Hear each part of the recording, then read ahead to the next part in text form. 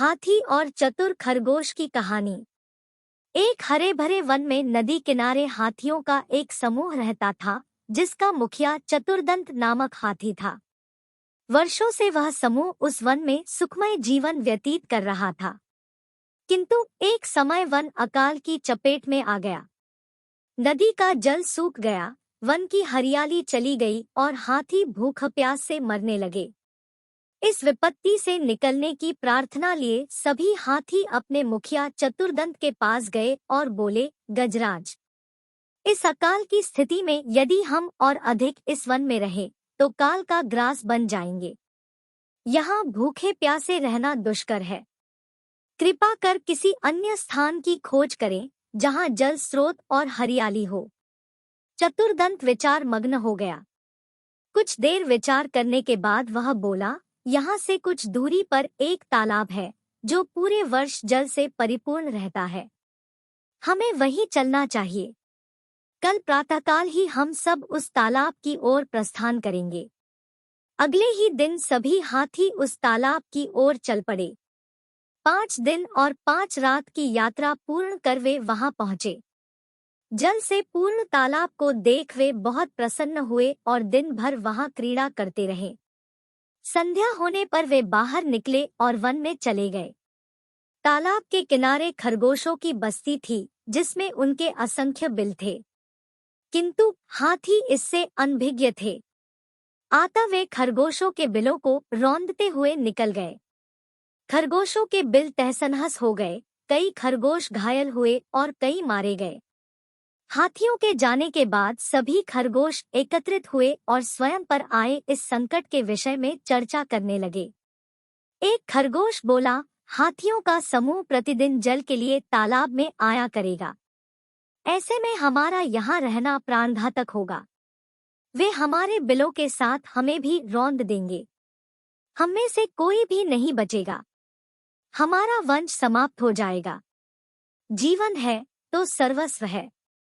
जीवन रक्षा के लिए जो संभव हो हमें करना चाहिए।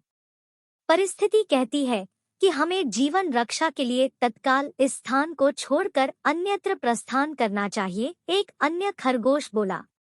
खरगोश अपनी भूमि छोड़कर अन्यत्र जाने के विचार से दुखी थे। उनका दुख देख लंबकर्ण नामक खरगोश आगे आया और बोला, हम वर्षों से इस भूमि पर निवास कर रहे हैं।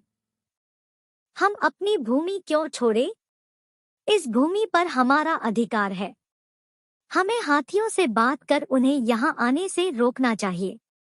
किंतु उनसे कौन बात करेगा? कौन उन्हें समझाएगा? सभी खरगोशों ने एक स्वर में पूछा। मैं उनसे बात करूंगा और यहाँ आने से मना करूंगा, लंबकर्ण बोला। किंतु क्या वे तुम्हारी बात मानेंगे? अवश्य मानेंगे। मेरे पास एक युक्ति है। मैं उनसे कहूंगा कि ये तालाब चंद्रमा में बैठे खरगोश का है और उसने आप लोगों का यहाँ आने से मना किया है। संभवतः वे मेरी बात मान जाए, लंबकर्ण बोला।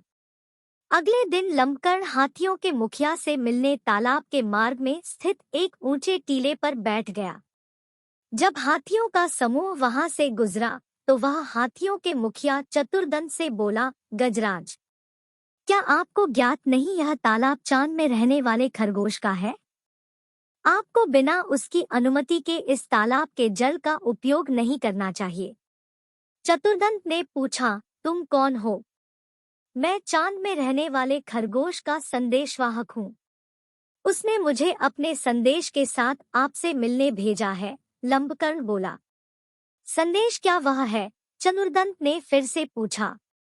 संदेश है कि इस पवित्र तालाब में चंद्रदेव का वास है, इसलिए तुम लोग इसके जल का उपयोग नहीं कर सकते। मैं कैसे मान लूं कि यह तालाब चंद्रदेव का है? जब तुम मुझे तालाब में चंद्रदेव के दर्शन कराओगे, तभी मैं यह बात मानूंगा और अपने दल को यहाँ आने से रोकूंगा। चलो मेरे साथ और स्वयं देख लो, कहकर लंबकर्ण चतुर्दंत को तालाब के किनारे ले गया।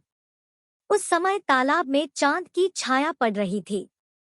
लंबकर्ण चतुर्दंत को वह छाया दिखाते हुए बोला, गजराज, देखो तालाब में चांद का वास है। अब तो मेरी बात मान लो। चांद की छाया को चंद्रदेव समझकर चतुर्दंत ने उसे प्रणाम किया और वहां से लौट गया। उसके बाद उस तालाब में हाथियों का समूह कभी नहीं आया। सीख: बुद्धिमानी से किसी भी समस्या का समाधान